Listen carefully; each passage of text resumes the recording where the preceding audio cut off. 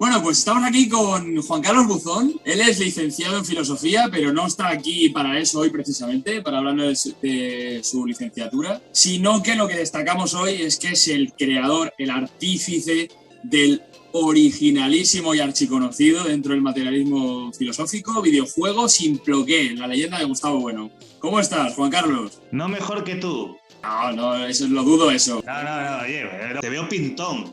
Te has hecho un paisano. ¿Qué va, hombre? ¿Qué va? Es una camisa... Sí. Bueno, me vestí así para la ocasión, ¿eh? Hoy estamos aquí para hablar de tu videojuego. Supongo que tras la conferencia que diste en la fundación y el vídeo que hiciste con Yocandi, en el que en alguna ocasión trataste alguno de estos temas, pues bueno, ya vi que te tiraron de la lengua, ¿no? Pues tanto tu compañero Jorge Freire como bueno, no sé si tenéis amistad, ¿no? Con Yocandi. Y bueno, a ver si consigo hoy yo sacarte la pregunta del millón, ¿no? Tú saca lo que quieras. Venga, a ver si es verdad. Voy a empezar con el plato fuerte. Quiero saberlo. Venga, ensalada mixta, filete con patatas y con tesa de postre.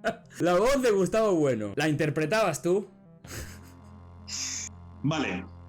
La respuesta es sí. Más preguntas.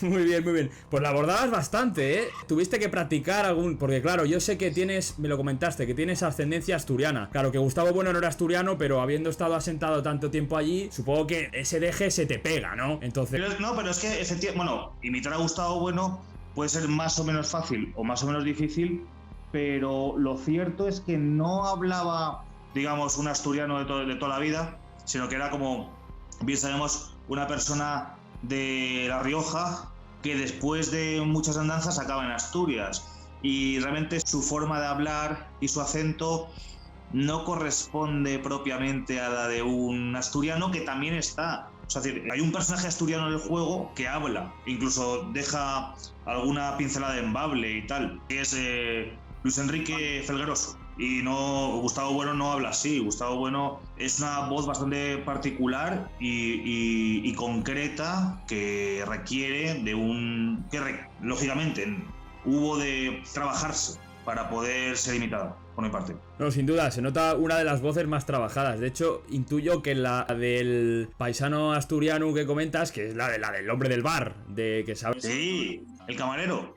Esa se nota que no te costó nada. Se nota que... Esa fue.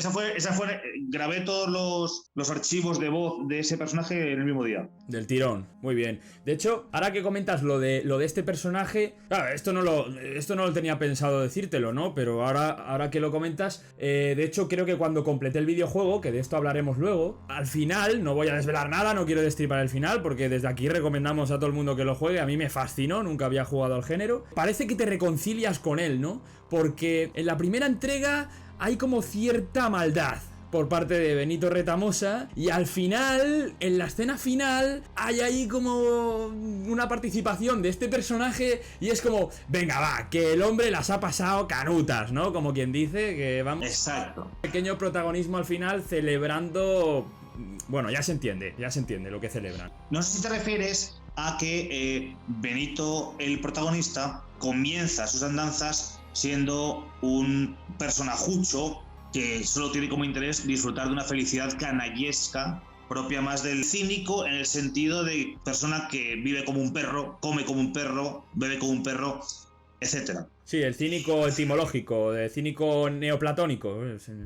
Sí, al estilo de cuando nos pintan a Diógenes de Sinope, ¿no? Cachondo mental y aficionado a los placeres más sensibles.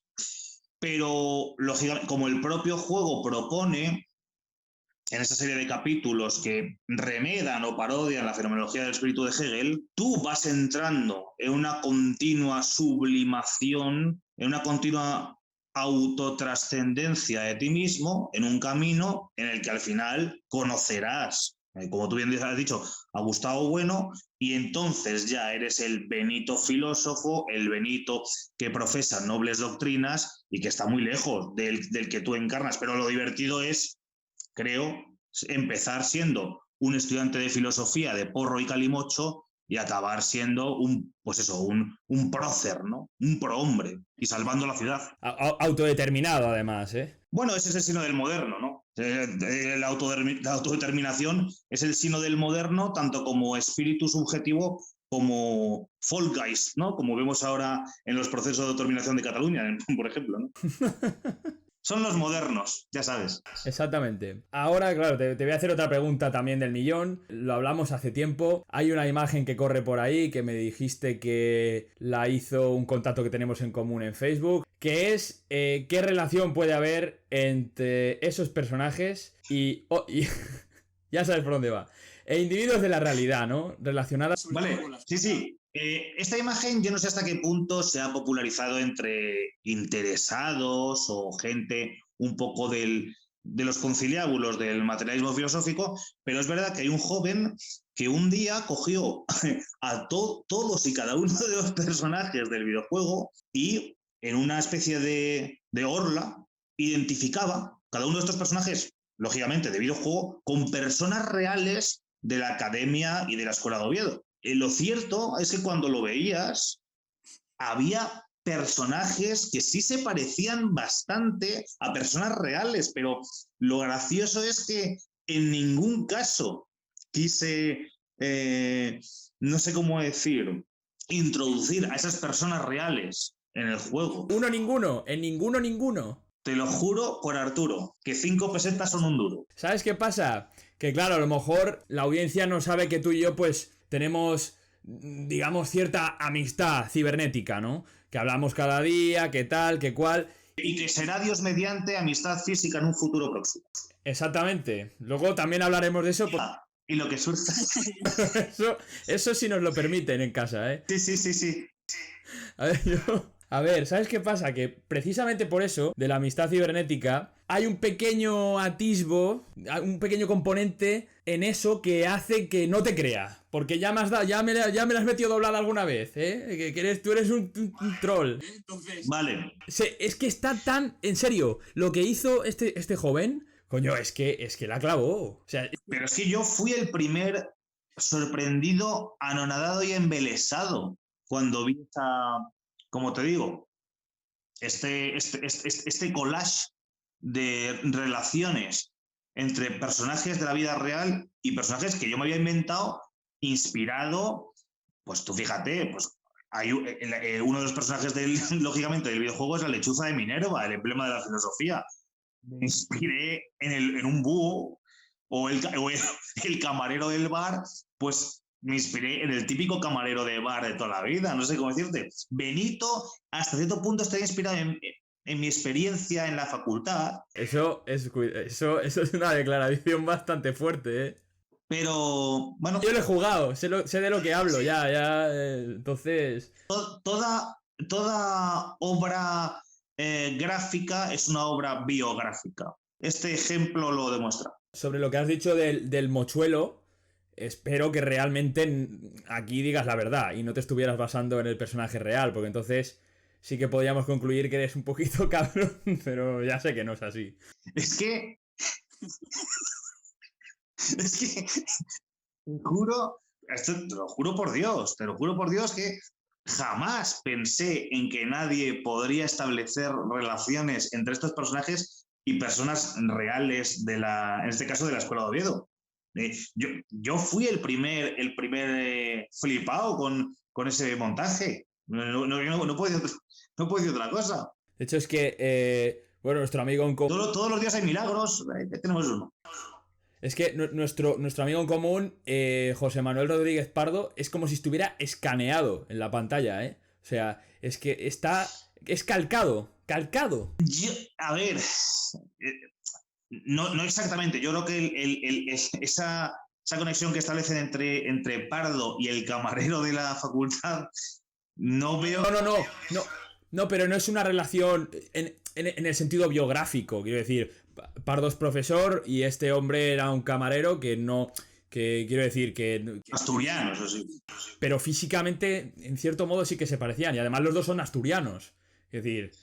Sí, pero bueno, pero también no olvidemos también que en el arte de las comparaciones y de la libre analogía, siempre uno puede encontrar que algo se parece a otra cosa porque uno está viendo ese parecido, está poniendo esa relación que no necesariamente existe en en la relación entre entes. Me gustaría que para las personas como yo en su momento, porque ya no, pero precisamente tu videojuego es el único que he jugado del género, me gustaría que explicaras un poco brevemente, que tú eres tienes más autoridad para hablar de esto que yo, el género del point and click y cómo, digamos, recomendarías que se iniciaran o con qué videojuegos se iniciaran las personas interesadas en esto. De alguna manera, para empezar...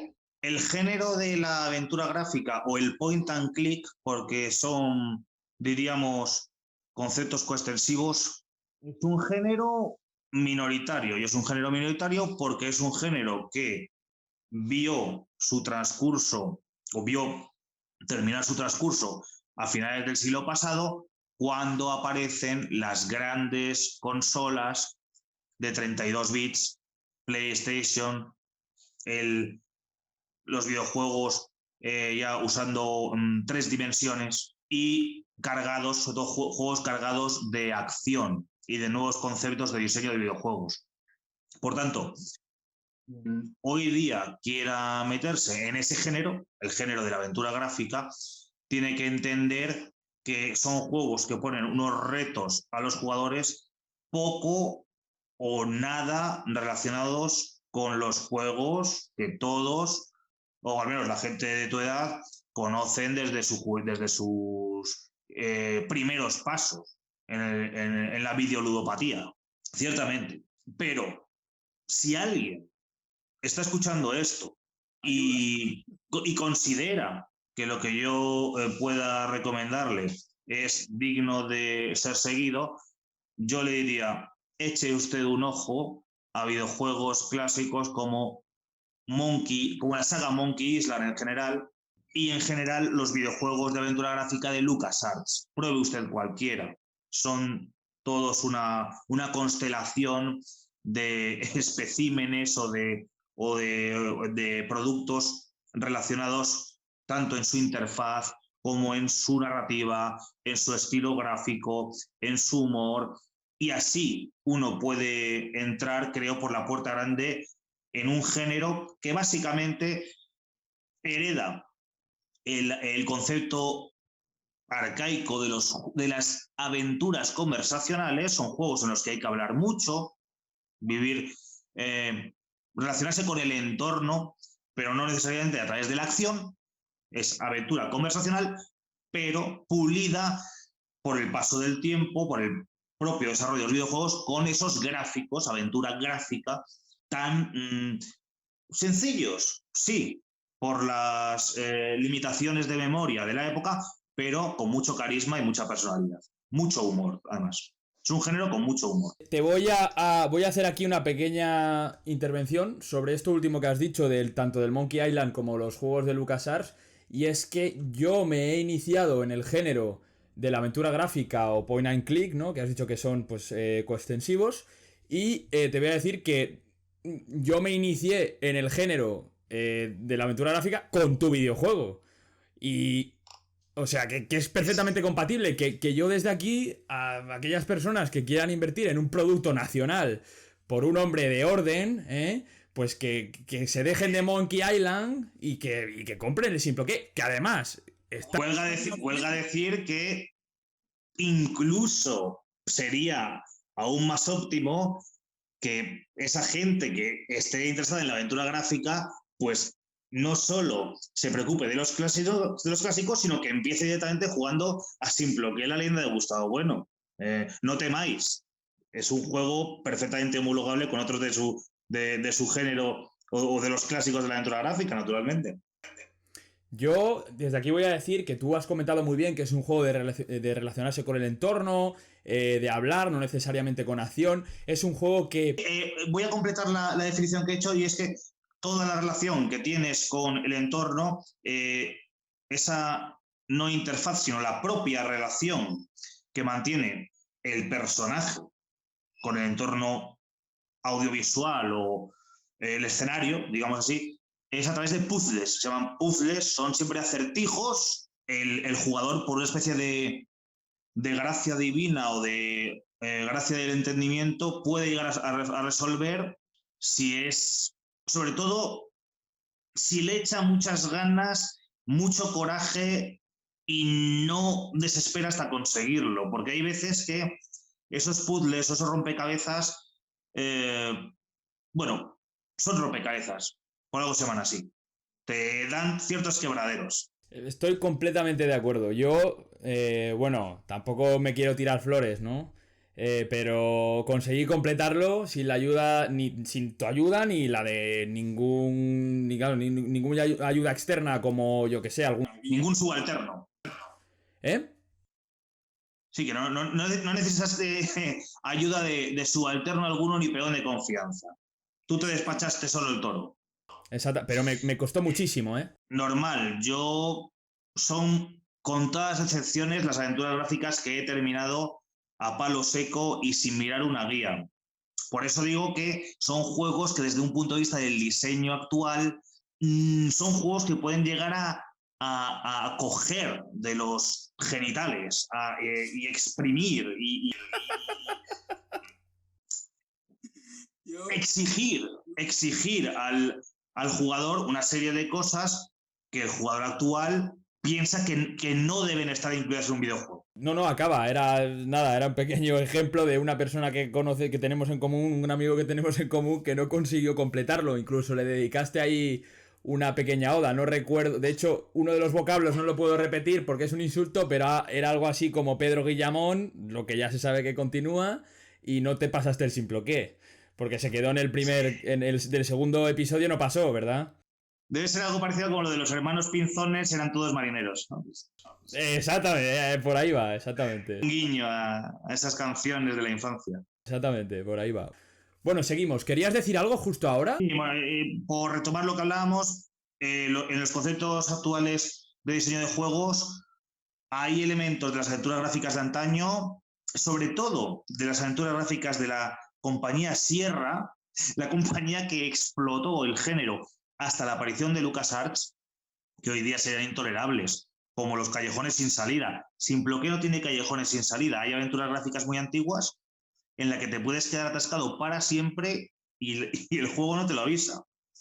O juegos o aventuras gráficas como, ya digo, como estos de Larry, Inquest, todos los productos Sierra, a los que tengo un enorme cariño, en los que podías morir de 1000 maneras diferentes cada 5 minutos y tú no habías grabado partida y tienes que volver a empezar. Es decir, una cosa es suponer un reto y otra humillar al jugador, ¿no?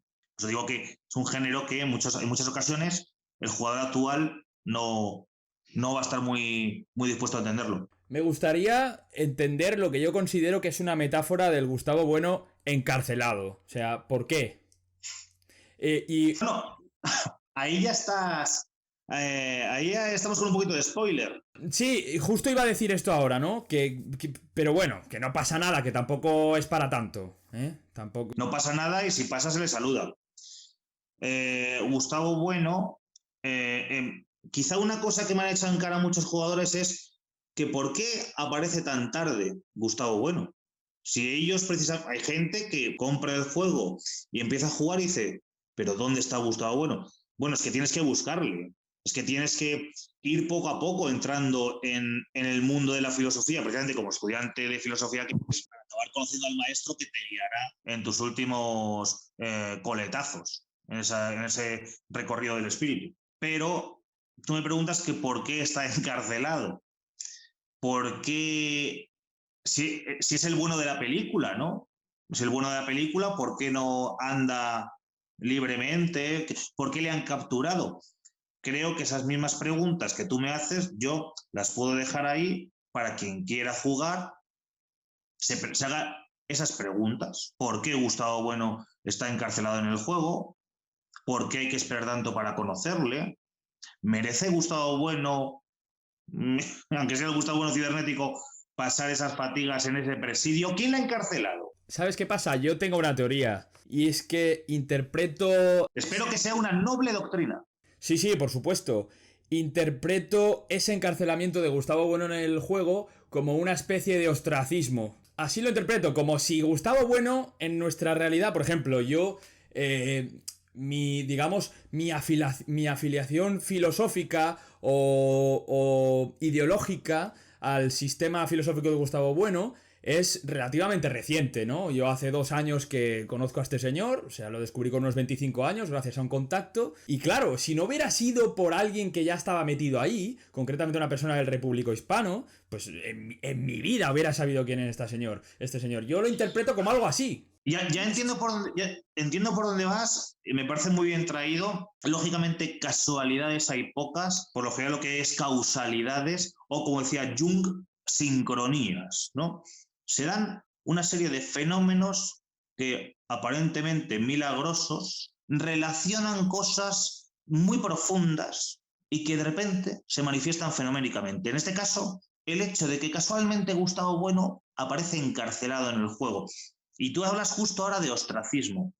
Yo que he hecho, ya completé hace mucho la carrera de filosofía, sí te puedo decir que en toda la carrera solo una vez un profesor mencionó la figura de Gustavo Bueno, lo cual a día de hoy me parece cuanto menos exiguo o cuanto menos, no voy a decir no sé si la palabra es injusto, pero cuanto menos escueto por parte de este cuerpo de profesores. Apelaría quizá a algo más emocional, como desesperanzador o... Sí, bueno, injusto no lo acabo de... Pero de hecho lo encuentro incluso normal, ¿eh? O sea, ni me sorprende, de hecho. Porque yo como... yo soy licenciado en periodismo, bueno, graduado, y ahora estoy estudiando filosofía también. Y de hecho, bueno, hace poco nombré a Gustavo Bueno en un examen y ya Pardo me dijo, no deberías, ¿eh? ¡Ah! Y de hecho, ha sido de los resultados de mis exámenes la nota más baja que he sacado, ¿eh? Está aprobado. Quiero decir que no es un aprobado justo, pero que quizá no creo que haya tenido algo que ver. Eso sería ya como algo muy conspiranoico, ¿no? Pero bueno, que... No, vamos a ver, la academia desde sus orígenes es polemos, es polémica, es dialéctica y hay, si lo decía el propio Gustavo Bueno, pensar es pensar contra otro, tesis, antítesis y por tanto hay actuales corrientes filosóficas, hay un importante número de corrientes vigentes filosóficas, tanto académicas como disueltas en la ideología popular, que consideran que se oponen frontalmente a personas y a doctrinas como la de Gustavo Bueno. Es normal, es natural. Bueno, eso le pasó incluso hasta al psicoanálisis de Freud. Y ahora lo vemos todo. Vemos una implantación del psicoanálisis que es más que tangible. Y Nietzsche, cuando Nietzsche aparece, las fatiguitas que pasó mi hermano, las fatiguitas que pasó, que le echaron de la facultad ahí en Basilea, porque era profesor de filología clásica en Basilea, cuando escribió El nacimiento de la tragedia, su primera obra de juventud, fue considerado un escándalo filológico, ¿no? Una basura, ¿no? La vida de Nietzsche transcurrió entre más penas que glorias. Y sin embargo, luego todo el siglo XX es un continuo remascar, blandir y arrojar a Nietzsche contra todo y contra todos. Bueno, eso es lo malo, que te pille el éxito un poco tarde. Máxime si te pilla criando malvas. Pero bueno. Bueno, no creo que eso a Bueno le importara. Realmente. De hecho, él siempre fue una persona que no buscaba el éxito. Es que además ya se nota. Y porque su irreverencia lo demuestra. Era una persona...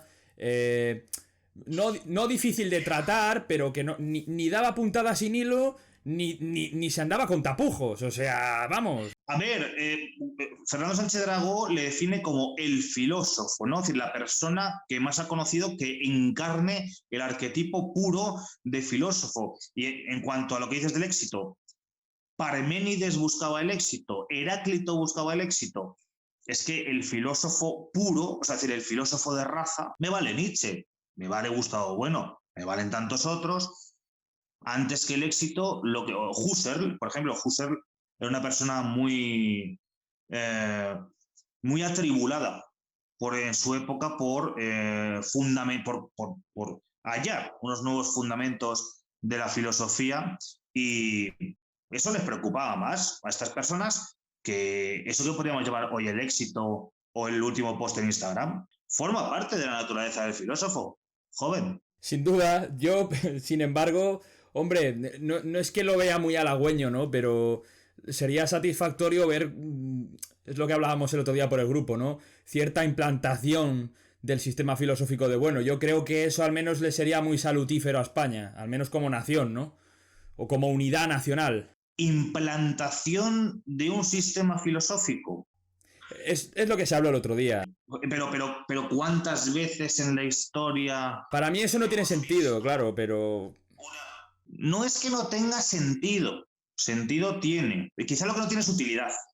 Es decir, ningún gobierno concreto de una nación concreta aspira a implantar un sistema filosófico. Sí, siempre los ideólogos de cámara del régimen, los reyes filósofos, no el rey, pero sí la corte de reyes filósofos, los ideólogos, los rasputines. Los tanques de pensamiento. Sí, los think tanks, sí, por supuesto, siempre estarán interesados en beber de todas las doctrinas posibles que ha habido en materia de filosofía política y moral, y tantas otras cosas, sociología, marketing, etc.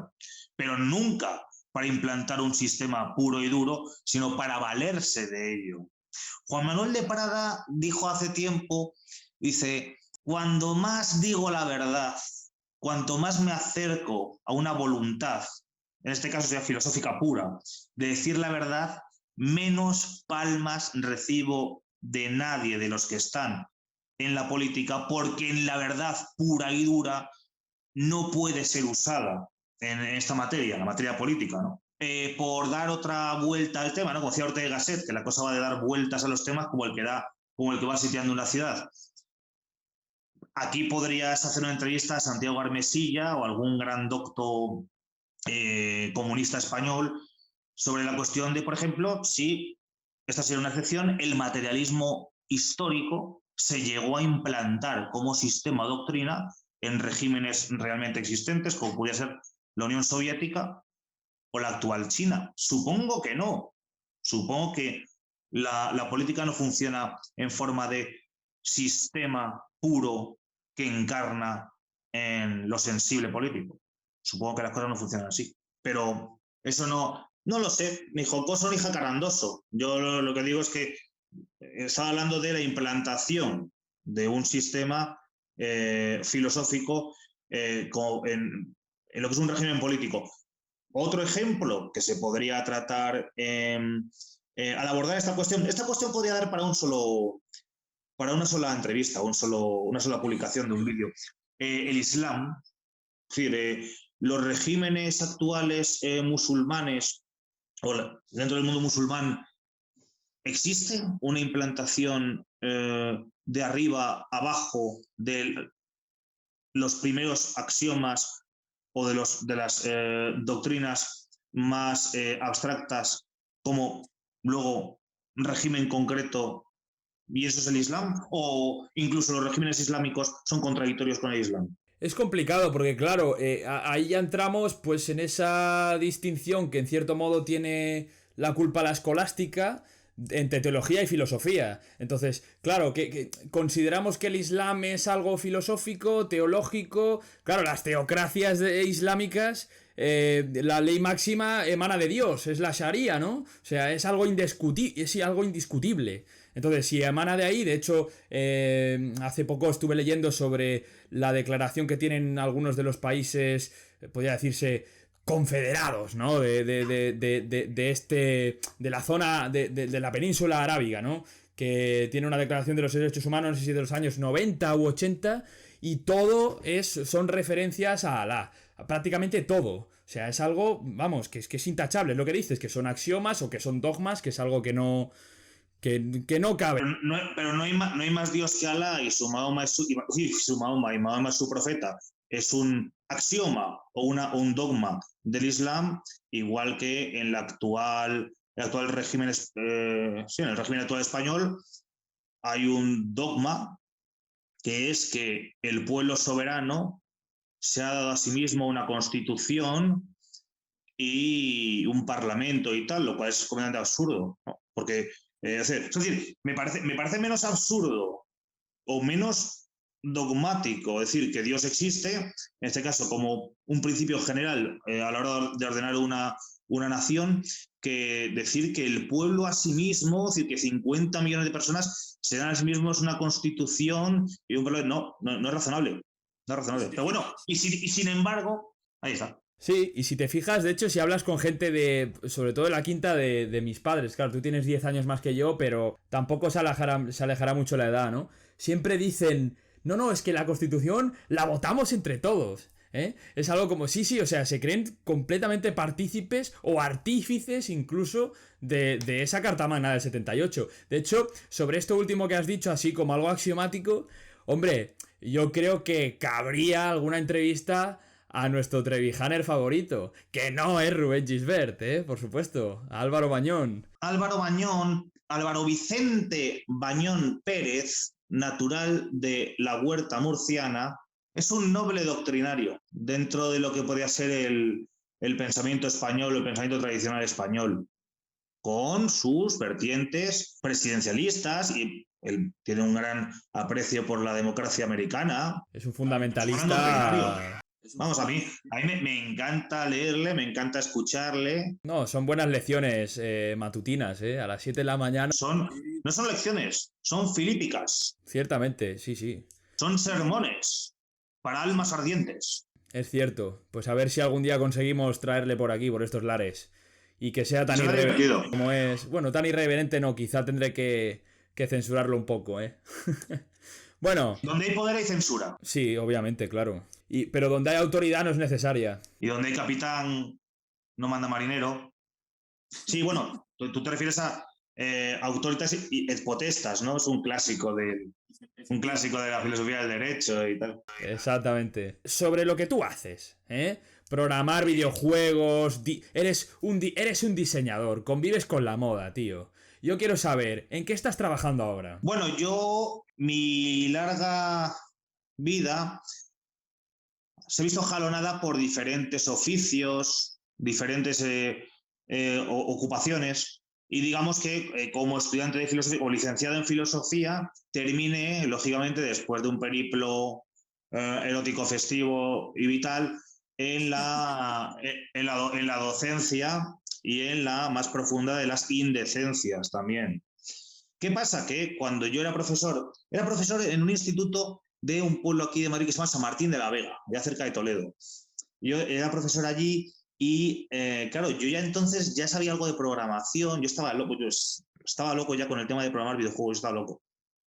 Había hecho mis pinitos, sobre todo en verano, me hacía ahí un esbozo de aventura gráfica, nunca lo acababa, y se me ocurrió hacer como profesor de filosofía, una aventura gráfica o un videojuego didáctico de filosofía. Esa idea la propuse en el propio departamento, no interesó tampoco demasiado, lógicamente, digamos, este tío está loco, y en cuanto abandoné ese curso, el instituto, me centré exclusivamente en desarrollar, diseñar, programar y publicar. Era también un sueño de juventud, publicar un videojuego hecho por mí mismo. Mucha gente publica libros, poca gente hace videojuegos completos de 3 capítulos y hasta 10 horas de diversión. Es cierto, si lo valoramos así, lo tuyo tiene muchísimo más mérito, está claro. Encontraste un nicho importante ahí dentro de los géneros del videojuego, porque claro, lo que ya... Es el nicho de Nietzsche. Sí. Lo que ya era hacer una aventura gráfica que, sobre todo, no ya únicamente en el diseño, la programación y tal, sino en el coco de montar los puzzles, de que todo tenga cierto sentido, cierta coherencia, ¿no? De que no todo esté relacionado con nada y de todas esas triquiñuelas que te montas porque telita, ¿no? El juego. El flujo del juego, que el juego tenga flow. Exactamente. Ritmo. Claro, el nicho que veo yo es lo que dices precisamente en la maravillosa y vamos, hilarante ponencia que diste en la fundación, junto a Jorge Freire, porque además la gente que estaba allí presente en la audiencia, que estaba pues Paloma Pájaro, Daniel López, a quien mandamos un saludo desde aquí. Grandes doctrinarios. Se estallaron a reír, contigo, con aquello que explicaste del Philosophyters, y bueno, yo con aquello me descojonaba. Para eso estábamos. Que ese nicho que ese nicho de hacer una aventura gráfica y además que es un videojuego sobre filosofía ha tenido su qué. Quiero decir que... ¿Puedes explicar eso que pasó en Rusia? Porque quiero recordarlo. No sé cómo fue exactamente, pero... Sí, aquello que me preguntó Morante, Marco, Morante o Morente, Alberto, No me acuerdo. Alberto Marcos Morante, bueno, uno de Valladolid, no, Alberto Marcos creo que es. Sí, estaba allí. Un joven, sí, no, un joven que un día se percató de que, claro, pues buscando un poco de información sobre el juego en Twitter, se percató de que había un montón de rusos hablando del juego. Esto sorprende más a alguien que no publica juegos en Steam que a mí, que por mi trayectoria ya he publicado varios capítulos del juego o diferentes publicaciones, y te das cuenta de que, por ejemplo, Simploqué, la leyenda de Gustavo Bueno, lógicamente, donde más se ha descargado es en España. Pero inmediatamente los países que siguen a España y de cerca son China, Rusia, Estados Unidos y Brasil, en concreto. ¿Por qué? Porque lo bueno de este producto, de Simploqué, la leyenda de Gustavo Bueno, yo tenía muy claro que había que publicarlo para el gran público interesado en español, pero también en inglés. Y hay mucho ruso en Rusia, como digo yo, y mucho ruso que le gustan los juegos diferentes, raros, locos, doomer y tal. Y esos juegos, lógicamente, pues muchas veces los juegan en inglés.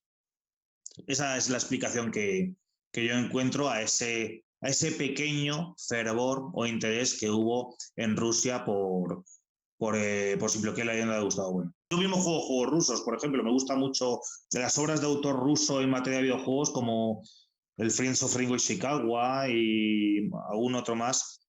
Yo soy el primero que soy jugador de esos juegos. Conozco el Siberia, no sé si será ruso, pero... No me consta, no. Ni siquiera sabía que había cierto mercado, ¿no? Por decirlo de alguna manera, de videojuegos en Rusia o no sé. Sí, esto que llaman la escena del homebrew, que es una cosa que, bueno, pues a mí incluso también me gustaría participar, ¿no? Que es esta película que ha pegado muy fuerte desde hace unos años, de gente que dice, ¿realmente creemos? O sea, ¿realmente somos de la verdadera religión de los creyentes de la Mega Drive? Entonces, ¿por qué tenemos que seguir? ¿Por qué tenemos que conformarnos con tener una Mega Drive metida en un cajón y si acaso coleccionar títulos antiguos en caja? ¿Por qué no desarrollamos videojuegos para Mega Drive y los vendemos como juegos de Mega Drive con su cartucho para jugar en antiguas Mega Drives? Esto está pegando fuerte y, por ejemplo, hace poco conocí un desarrollo de un videojuego que se está haciendo en Polonia para Master System, por ejemplo. ¿Ves? Este tipo de juegos retro, este tipo de cosa nostálgica, melancólica, me encaja además, como digo, con el alma eslava, como ya comenté en el vídeo con Carlos en el canal de Yocandi Causa. Yo me he fijado que las consolas retro, vintage, como quiera que se les quieran llamar, ¿no? De alguna manera es como si soslayaran la obsolescencia programada de los productos nuevos. O sea, yo tenía una PlayStation 3, creo, sí, y no sé qué le pasó, dejó de funcionar, bueno, la acabé tirando, pero tengo por ahí la Sega y la Nintendo 64 y funcionan perfectamente, ¿eh? O sea, creo que están en casa de mi madre y funcionan como, vamos, de estreno. A mí, sí, yo soy casi más, yo cultivo casi más interés por esas consolas antiguas. De hecho, hace poco me compré una Nomad, que era la Mega Drive portátil. No, una especie es una rareza. Se la compré a un tío de Pamplona y tal, porque tengo más interés por esos productos nostálgicos que por comprarme la PlayStation 4 y luego sale la 5. Me rebasa un poco ese turbión o ese continuo matadero de productos que según salen entran en obsolescencia, como dices tú. Y por eso yo, si se trata de juego en PC, la plataforma Steam. Y luego, como cosa de coleccionismo, trabajo bastante las plataformas antiguas, años 90 y tal. Es cierto que... Quien haya conocido la versión física de Simploqué verá que es un claro homenaje a Mega Drive, ¿no? Yo la quise, pero se agotó... Vamos, me dijiste que se agotó muy rápido. Es que era muy limitada, no sé si fueron 100... No esperabas 100 tanto éxito. 100 cartuchos, bueno, 100 cartuchos, 100 ejemplares, ¿no? Lo que decías ahora de las consolas, como la Play 4, la Play 5, esa obsolescencia, ese turbión de ir comprando siempre el número siguiente. Es curioso, ¿no? Porque, a ver, que esto quiere decir que esto no es algo importante, pero claro, lo has comentado y me he acordado de un amigo que decía, yo no compro el FIFA porque siempre compro el FIFA 15, 16, 17, 18, 19, 20, ahora 21, ¿no? Y ahora, claro, pensándolo bien, haces lo mismo con la Play. Es que al final, si compras la Play 5 ahora, que debe valer, bueno, ahora está obsoleta porque ha habido problemas con la fabricación, por todo lo del coronavirus y tal, y faltan muchos componentes, o sea, van sacando, hay en stock cada mes muy pocas, de hecho, vuelan, porque precisamente yo me quiero comprar la nueva Xbox, ¿eh? Y nunca me subo al carro. Es que nunca me da tiempo. O sea, siempre que llego, ya está, fuera, disparado. Eso lo viví un poco yo con el fútbol también, de ser una cosa que era básicamente partidito de UEFA, Copa de Europa entre semana y luego la Liga concentrada el domingo. Hubo un momento que eso se empezó a desmadrar, todos los días había partidos y o sea, ya no podía seguirlo simplemente, o sea, me desenganché, para mí murió de éxito el fútbol, ¿no? De tanto que me ofrecían no podía consumirlo. Son cosas que pasan, ¿no? Como diría nuestro amigo Felipe. Ciertamente. De todas formas, ojo, que yo no esté interesado, porque además no tengo tiempo, para comprarme una PlayStation 5, eso no quiere decir que no te compres una y te lo pases piruletas echándote un Red Dead Redemption o algún pepino de estos, ¿eh? Ojo a la broma. Sin duda, ojo. Sin duda. O sea, es cierto. Que no haya confusión. Aunque bueno, a ver, ahora quiero hacer una pequeña mención sobre... Porque claro, yo no tenía pensado preguntarte esto, pero yo recuerdo una mañana, o una tarde, no la recuerdo tan bien, en la que estuviste contando precisamente tus pinitos como profesor de filosofía. Que sí. te encontraste a una amiga de tu madre que te dijo lo de que estaban buscando profesores de filosofía porque había vacantes, tal cual, en este municipio que ahora no recuerdo el nombre, pero cuando lo has dicho sabía que era ahí. Exactamente. Había plazas en Chinchón, en Meco. Yo escogí San Martín de la Beca porque me sonaba bucólico, no nada más. Ah, bueno, y al final no era así, ¿no? Me ofrecieron muchas posibilidades. Alcalá. Comentaste una anécdota, aunque parece que no fue una anécdota puntual, porque sería algo, digamos, rutinario, ¿no? En este caso. Y es que cuando... A ver, no sé si esto deberíamos contarlo, ¿no? No creo que pase nada. Pero que fuiste allá a la clase y les dijiste a los chavales, supongo que sería bachillerato, ¿no? Filosofía es muy difícil, nadie la va a coger en selectividad. Y empezaste a explicar Hegel, ¿eh? O sea, yo ni siquiera di a Hegel en bachillerato. Eso ocurrió así. Hombre, yo pensaba, digo, en no habiendo necesidad de que los chavales se presenten a filosofía en selectividad, digo, yo ya les aviso de que simplemente pueden ir por historia, pero eso sí, ya que nos ponemos, y en el caso, esto venía el caso porque había que explicar a Carlos Marx, dije...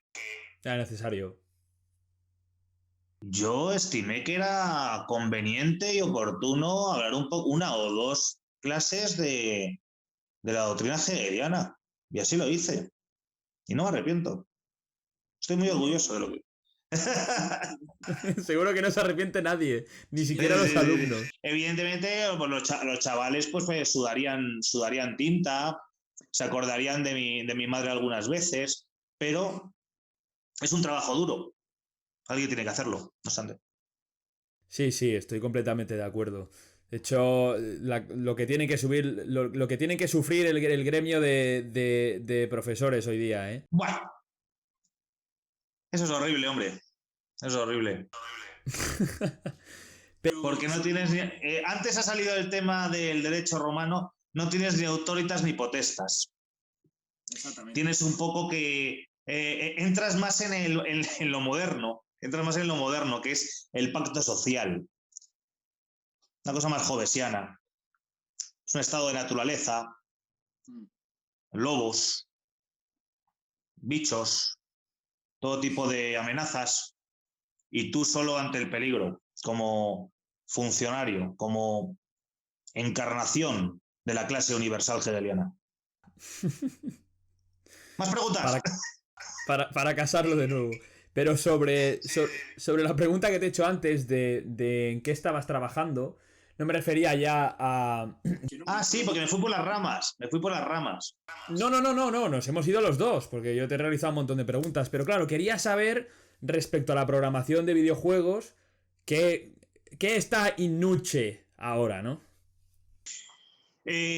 Bueno, lógicamente cuando yo me empecé a interesar por la programación de videojuegos, que fue en el año 2000, 2001, vamos, a mí no me consta que existiera en España ninguna institución que te enseñara a programar videojuegos. La gente que entonces ya andaba muy loca con el tema, años 90 y tal, comienzos del 2000, se metían en informática.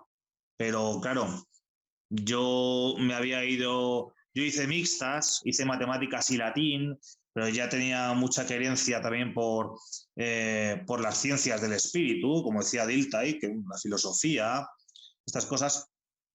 Y entonces esa atracción, ese oscuro objeto de deseo de la programación de videojuegos quedó como un hobby que fui cultivando paulatinamente. Pero a día de hoy, cualquier persona que quiera dedicarse al tema, bueno, por supuesto está la carrera de informática, huelga decirlo, pero incluso sin necesidad de ser informático, hay incluso institutos o universidades privadas de videojuegos, ¿no? Como el ESNE, que existe aquí en Madrid, o Masters. Yo, por ejemplo, cursé en el curso 2018-2019, cursé un máster por la Universidad Complutense de Informática en especialidad de diseño y desarrollo de videojuegos. O sea, hay muchas opciones, tanto de programación como de diseño gráfico, 3D, narrativa, marketing de videojuegos, todo eso ya está, todo ese percal ya está organizado para que los chavales camelen como camelen. Ya, ya empezamos con el Fari.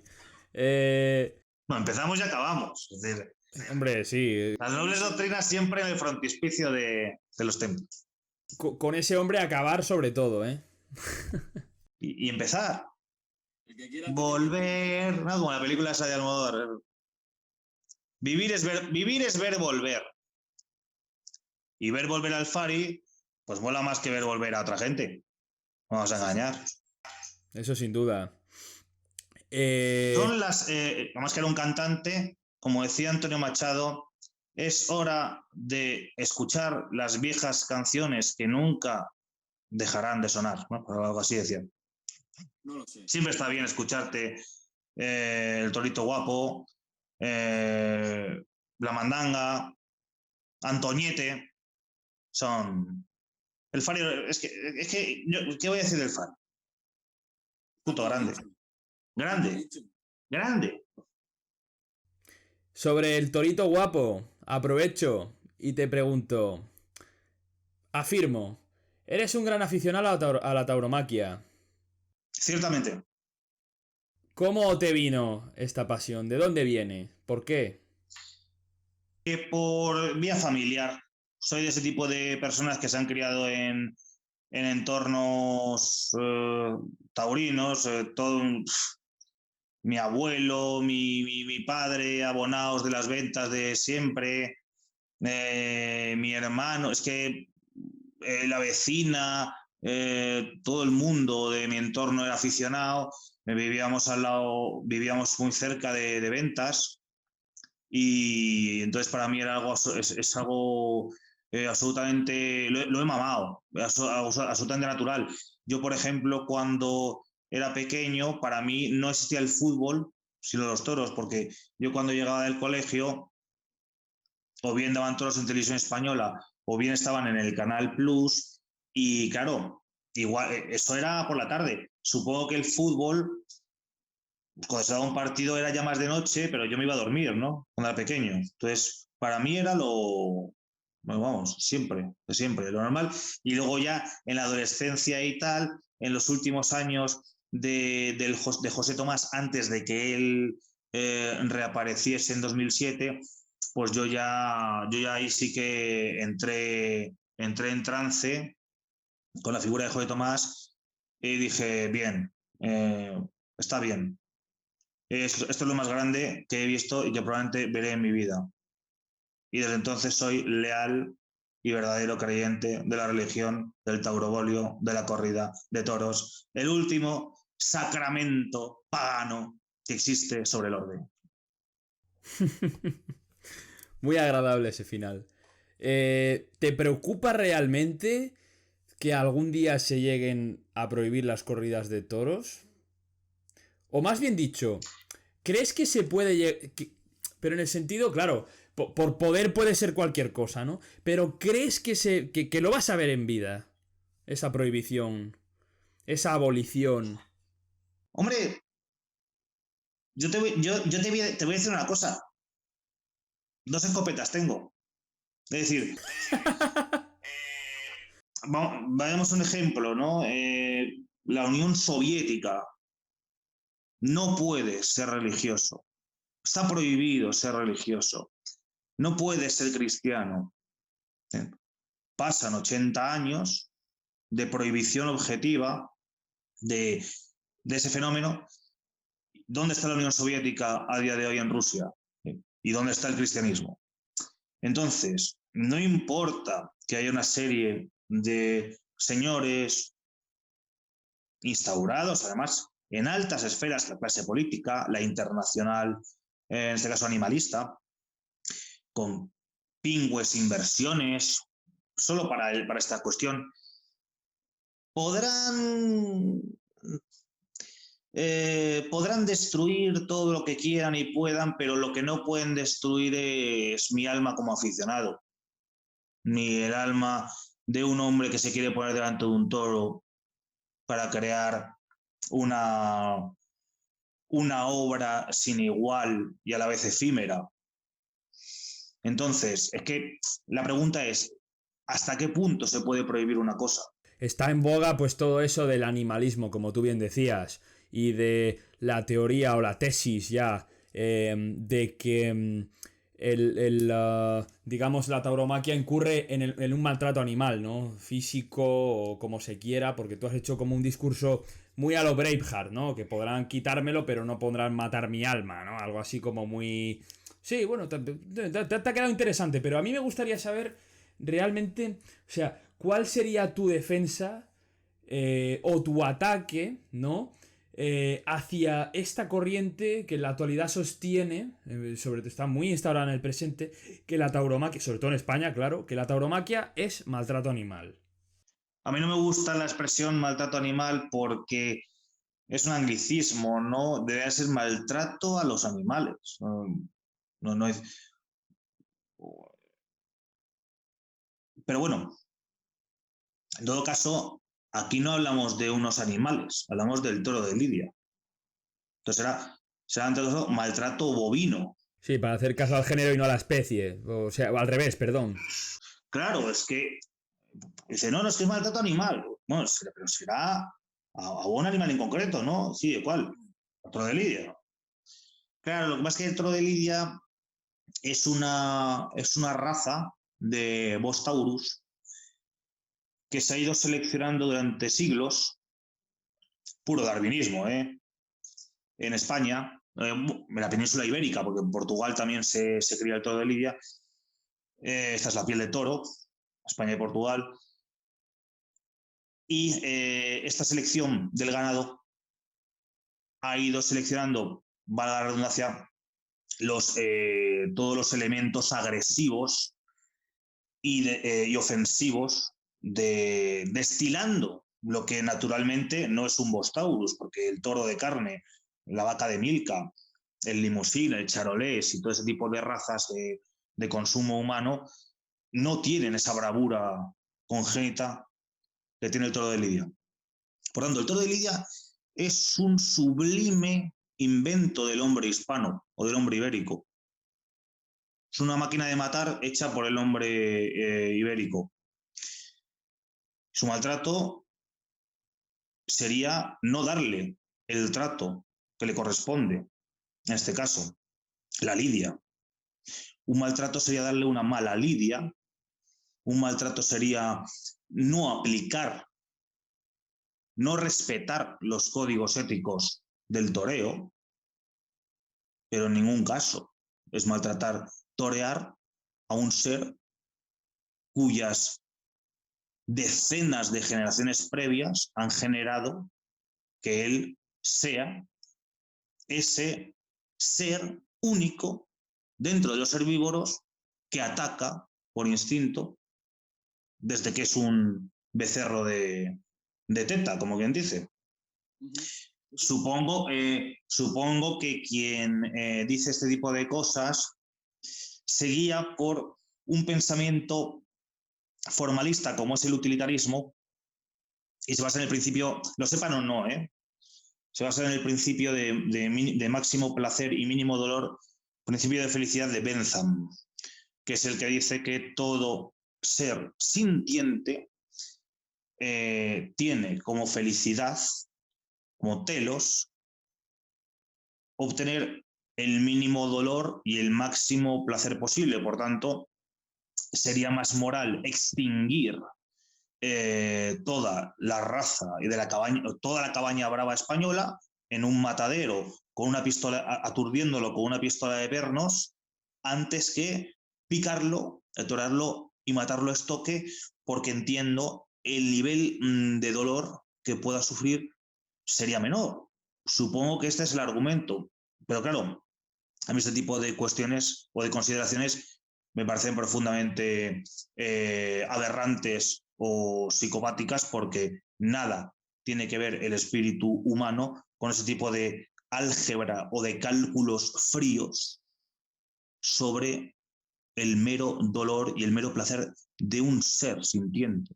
La vida no tiene que ver con ese esbozo lisológico que para salvar a todas las especies las destruye antes nombrándolas con un género fantasmal. Excelente exposición, la verdad. Precisamente sobre lo que decías del telos, iba a decirte que tus argumentos eran sobre todo teleológicos, ¿no? Porque hablabas un poco del fin de la especie del toro de Lidia, en cierto modo. No, la especie es Bos taurus, pero es que Bos taurus es como el perro. Es que tú no puedes comparar un chihuahua con un bull terrier o con un pitbull. No, es decir, solo un loco pensaría que es lo mismo. Bueno, pues tú no puedes comprarme un limusín o un charolés por un toro de Miura, de Pala o de Torre Estrella. Es decir, de subencastes, de subrazas españolas de toro de Lidia, que es un tipo de animal que no está creado para consumo humano de carne ni de leche, sino que está hecho para lo que realmente ellos hacen, que es combatir hasta la última gota de sangre. De hecho es así. Es decir, la prueba es que tú pones a un toro a campo abierto y tú le citas con un caballo a 70 metros y acaba embistiendo al caballo, porque lo llevan dentro, porque hay una selección de siglos. Es decir, ya existe la tauromaquia en España, existe con total seguridad desde el siglo XIV seguro. Hay registrados festejos de matatoros en la plaza del Castillo de Pamplona. Y la selección de toro de Lidia, mínimo desde el siglo XVIII, se lleva haciendo en España. El toro agreste anterior, me imagino que sería más parecido al uro, que se extinguió en Europa, pero que era un preciado tesoro de cacería. Bueno, el actual toro ibérico, el actual toro de Lidia ibérico, también existe en Hispanoamérica, es una evolución y una sublimación del uro salvaje, potenciando su instinto de combate. De hecho, sobre esto que comentabas ahora, tiene Tiene bueno un vídeo en el que expone, creo que era sobre un artículo de Tres Guerres, no sé si era en el Catoblepas o en el Basilisco, que habla precisamente de esa lucha, ¿no? Y de ese, digamos, respeto que hay del torero hacia el toro, con valores que podían ser, pues, lo que nombra de los seres numénicos, ¿no? En las mismas cuevas de Altamira, como esa exaltación divina hacia esos animales, porque son... Alfonso Fernández Tresguerres es una de las personas, o sea, es Los dioses olvidados, obra suya, es uno de los libros más originales y únicos, o probablemente el libro que más originalmente aborda la cuestión de la tauromaquia, la caza y la religión, porque yo estoy de acuerdo con esa doctrina del materialismo filosófico. La actual corrida de toros sería una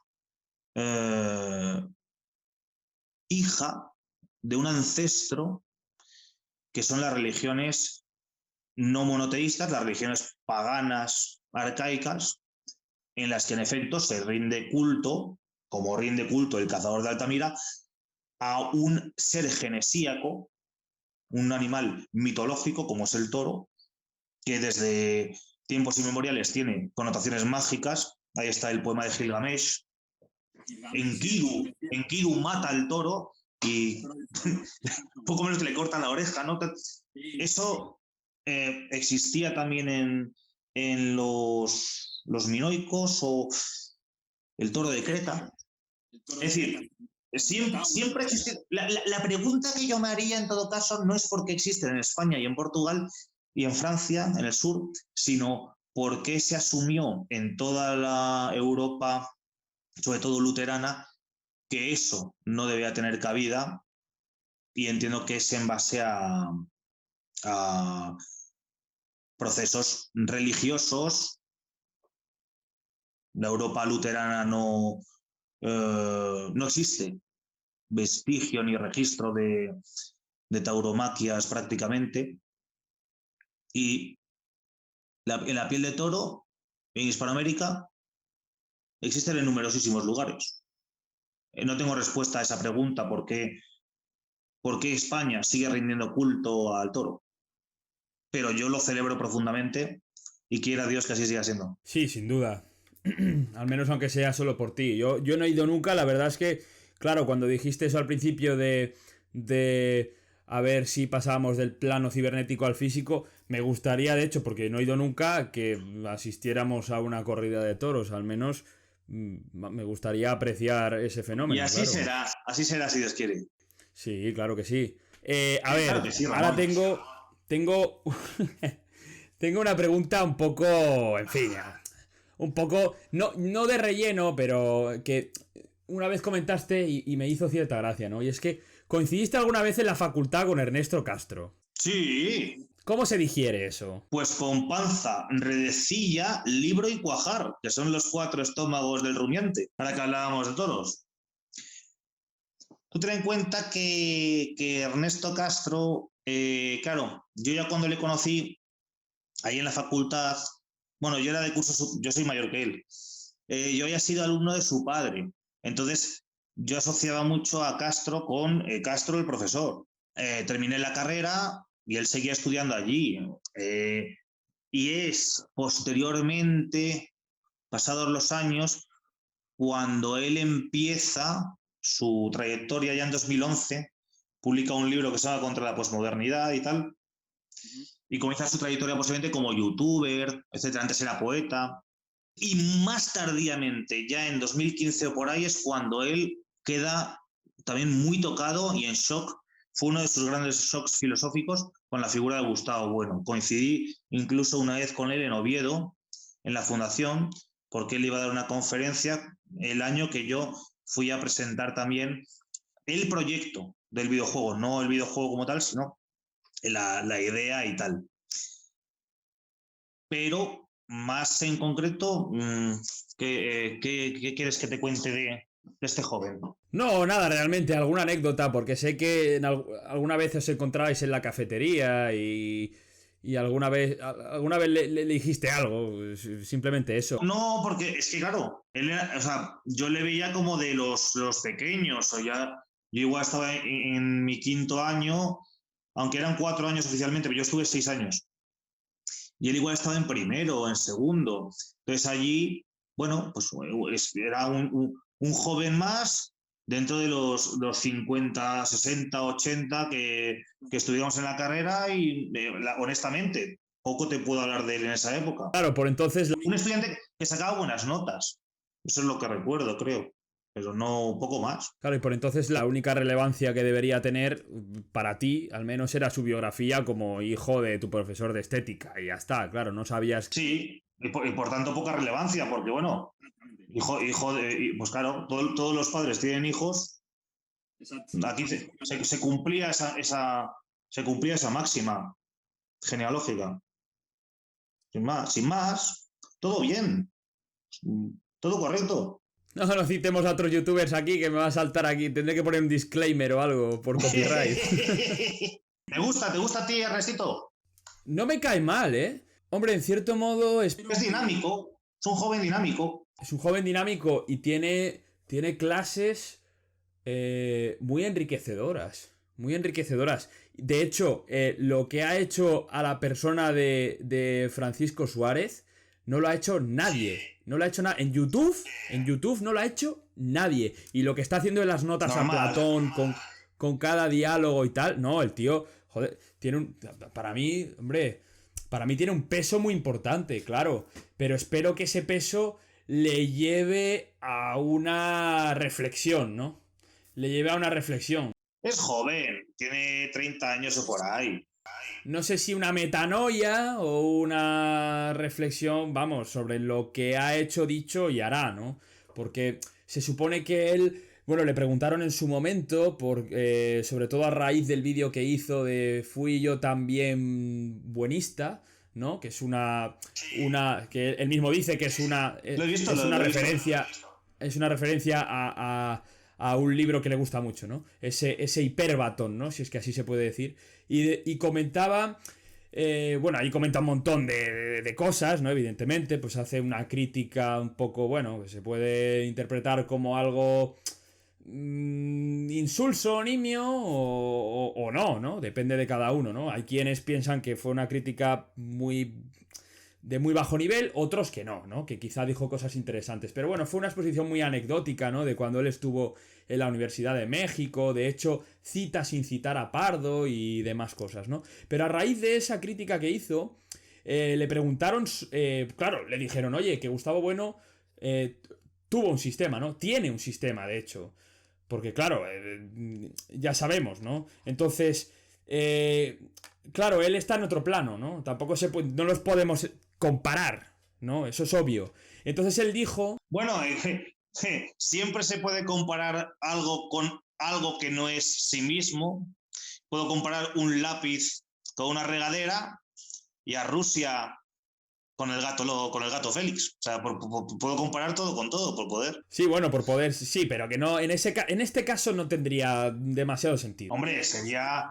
pero él mismo si estuviera aquí diría, yo al lado de Gustavo Bueno soy uno más. Sí. No, claro, hombre, sin duda. Si precisamente la crítica no es al materialismo filosófico, es más al discipulado. No, que no. Pero si él se ha tirado años leyendo todo el material del materialismo filosófico, conociendo a las principales figuras de la Escuela de Oviedo. Yo te digo que un año coincidí con él allí en Oviedo. Todo bien. Te lo digo así, es una persona muy docta, yo te digo, en serio. Lo que pasa es que, claro, a lo único que me refería...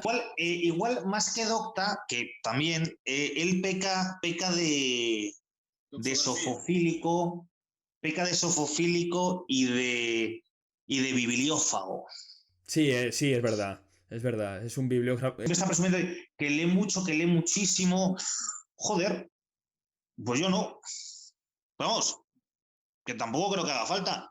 Ahora, cada uno. Por lo demás. Sí, claro. No, pero lo que decía básicamente era eso, ¿no? Que él comentaba que esperaba a sus 70 años ya tener un sistema. A eso me refería. que todo lo de la reflexión y lo de la metanoia que había dicho era básicamente por eso, que él pues ahora, bueno, no está desarrollando algo propio como tal. Son cosas de chavales. Sí, igual dice eso, él dijo eso hace 5 años o cuando fuera, pero ¿quién te dice a ti que dentro de 10 años ese joven pues no se ha metido al fútbol o a yo qué sé, o a disc jockey o cosas que le llamen la atención porque se ha aburrido de la filosofía sistémica o de la filosofía académica y le apetece meterse en la escultura o gestor cultural o pescador de pollos, yo qué sé, que tampoco te puedes tomar muy en serio que una persona diga eso hace 10 años. Oye, es un chaval joven, ya te digo, que tiene toda la vida por delante para discurrir, primum vivere de inde filosofare, para vivir, igual sabe vivir en otro país, yo qué sé. Tampoco, no le echo muchas cuentas a ese tipo de cosas tampoco. Digo que o igual se hace programador de videojuegos y encontramos una dialéctica aquí entre Simploqué. Quisiera, chaval, ya quisiera. Oye, pues estaría muy bien que se programara un jueguecito. Estaría bien. Yo me lo jugaría encantado. Pero es que programar videojuegos lleva un montón de horas, es que es una locura. Por eso tan poca gente conoces que se haga un juego, ¿no? ¿Tú conoces mucha gente que publique juegos? Pues no es habitual. No, la verdad es que no. Te conozco a ti y a saber si te conozco siquiera. O sea que poca cosa. Veo hay una pizarra. Enmascarado avanzo, como decía Descartes. Veo ahí una pizarra curiosa. ¿Es tu próxima entrega de algo? Sí. He puesto una pizarra aquí para hacer análisis abuela pluma, borro, quito. Oye, para el día 24 hay que tener esto, sí. Quiero tener para el 31 de abril, quiero tener ya la entrega del proyecto que tengo entre manos y luego entrar ya en una fase, digamos, de últimos retoques, debugging, pulido de cosas muy concretas. Tengo pizarra y pizarrín. Genial. Oye, una pregunta. Ya te la han hecho muchas veces. Te la han hecho tanto en la fundación como y creo que te la hizo Yocandi también. Pero a mí me gustaría saber si vamos a ver el tercer grado de uno de los villanos de Simploqué para una próxima entrega. Sí. Hombre, todo mi interés es que esa saga no termine en este último capítulo Simploqué, la leyenda de Gustavo Bueno, capítulo 3. Me gustaría que la saga continúe y espero que sea en un futuro no muy lejano, aunque ahora tengo otros proyectos porque siempre conviene andar trabajando y cultivando diferentes ámbitos de la vida. En este caso, de los géneros de videojuegos, de las temáticas, personajes. Lógicamente han sido 2 años y pico con Simploqué. He preferido buscar cosas nuevas. Simploqué, la leyenda de Gustavo Bueno, además lo programé con un framework que se llama AGS. Está gratuito. Quien quiera probar a cacharrear un poco y hacerse una aventurita gráfica con él, está disponible en la web. Se llama Adventure Game Studio, AGS. Pero yo ahora el proyecto que tengo entre manos lo estoy haciendo con Unity, que es una plataforma pues mucho más pro, ¿no? De programación de videojuegos, una cosa muchísimo más potente para todas las plataformas. De eso se trata, de crecer y multiplicarse. Para acabar, me gustaría que nos hicieras un pequeño avance de qué es ese proyecto entre manos que va a salir o que pretendes que salga el 31 de abril. No, la fecha de publicación no tengo ni idea porque además depende también de una distribuidora que se ha interesado por él, pero el juego como tal es un juego básicamente del vaquilla y el torete. es parecido al Double Dragon, ¿no? Para hacerse una idea, el Double Dragon, pero del Vaquilla y del Torete, en Barcelona. Espectacular. Espectáculo de maquia. Bueno, pues... ¡ostras! Me he olvidado de la pregunta más importante. ¿Qué pasa? Claro. ¿Qué pasa contigo? Esto es algo que, claro, yo había muchas respuestas a las preguntas que yo he formulado en esta entrevista que ya conocía, obviamente, por lo que he explicado antes de ese vínculo, ¿no?, que tenemos. Pero esta... Conozco una respuesta, pero quizás muy somera, ¿no? Quizá no has ahondado nunca en ella. Y es... ¿por qué Fermín? O sea, es que claro, te iba a llamar Fermín ahora, te he presentado como Juan Carlos Buzón, pretendo que el título salga así, pero ¿por qué Fermín? ¿Y por qué Merino Villabona era, creo? ¿Por qué también eso? ¿Por qué? Eso vino de la época en Facebook, que se empezó a poner de moda entre mis contactos ponerse nombres de palo, pero como de viejos, ¿no? Aniceto Valdivieso, tenía otro que era Zacarías Flores del Campo. Eran todos nombres así, ¿vale? Entonces yo dije, pues no es mala idea, porque mira, me cambio el nombre, me pongo un nombre de palo, y así, pues por si alguien me etiqueta con una litrona en un parque o lo que sea, pues que el de recursos humanos, que me busque en internet, pues no aparezca yo con la bromita y tal. Digo, pues mira, un nombre de palo y ya está. ¿Qué pasa? Que pronto me identifiqué con mi seudónimo, digo... Es que yo también, o sea, hay algo de mí, de Juan Carlos Buzón, pero también hay buena parte de Fermín Merino, que es un personaje, Fermín Merino como tal, me lo había inventado yo como posible protagonista de una novela o así. Un tiempo que estuve trabajando de recepcionista en Fujitsu, se me ocurrió ese personaje. Pues el primer nombre que se me ocurrió de coña, pues Fermín Merino, y Villabona, pues porque Merino era un defensa del Racing y Villabona era el otro, ¿no? Eran Ceballos, no sé cuánto tal, Merino, Villabona, pues Fermín Merino Villabona. Son dos cojones. Y claro, supongo que lo de videojuegos Fermín es una extensión de eso. Es una extensión de eso, de yo identificarme con ese seudónimo, pero también de decir, ¿por qué no? ¿Por qué no vamos a crear una compañía, la única compañía del mundo, que en vez de llamarse no sé qué Games, no sé qué Software, no sé qué Ninja Games, se llame Videojuegos y además un nombre como castizo, ¿no? Dije, eso, Videojuegos Fermín, ¿no? Ya te digo, con dos cojones. Sé que yo funciona así. Dejémonos de anglicismos, joder. No me hacen falta. Muy bien, muy bien. Me ha gustado mucho. De veras, he disfrutado mucho con esto. Espero que hayas estado cómodo y que repitas cuando quieras. Gozadera. Sí, que vengas a Madrid, te invito a unas gallinejas.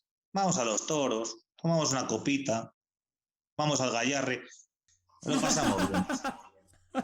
Yo encantado. Y tú vuelve al gimnasio que ahí falta amplitud clavicular. Ya, sin duda, ya lo sé. Pero es que yo he pasado precisamente de las pesas a los libros, ¿no? Como no hizo siquiera Ernesto Castro. No, yo te aplaudo, yo celebro profundamente esa iniciativa, porque quien se mete en la carrera de filosofía y se la fuma entera, lo que no te mata te hace más fuerte, pasa a la legión, al pequeño batallón de aristócratas de sangre, ¿no? Ennobleces tu casta, como se hace como le ocurre a los toros, ¿no? Como le ocurre a la raza del toro, que por la selección genética gana bravura y nobleza. Quien estudia filosofía ennoblece su estirpe. No, y hay que tenerlos cuadrados, ¿eh? Sobre todo si es como primera carrera, porque como no quieras acabar en docencia, es precisamente lo que dice Ernesto Castro, que es que un título de filosofía es papel mojado, incluso un doctorado. Un profesor común de Castro y mío, que era José Luis Velázquez, iniciaba el curso diciendo, bueno, ustedes han entrado en la carrera de filosofía, la gente estudia enfermería para curar y quien entra en filosofía entra para enfermar. Ya te avisaba de que la cosita iba a tener su guasa. Pero quien se sobrepone a todo ello y se le acaba sacando, gana muchos galones para la vida. Es cierto. Bueno, veremos si es cierto, ¿no? Muchas gracias por aceptar la invitación. ¿Ha costado? Es un honor. No, en absoluto. El honor es mío. Y un privilegio. No, tampoco, hombre, tampoco nos pasemos, hombre. Sí. Al contrario, por mi parte, Hablar claro con paisanos, con 2 cojones, joder. Claro que sí. Pues nada, joven, a disponer. Buenas noches, joven, y nos seguimos viendo por los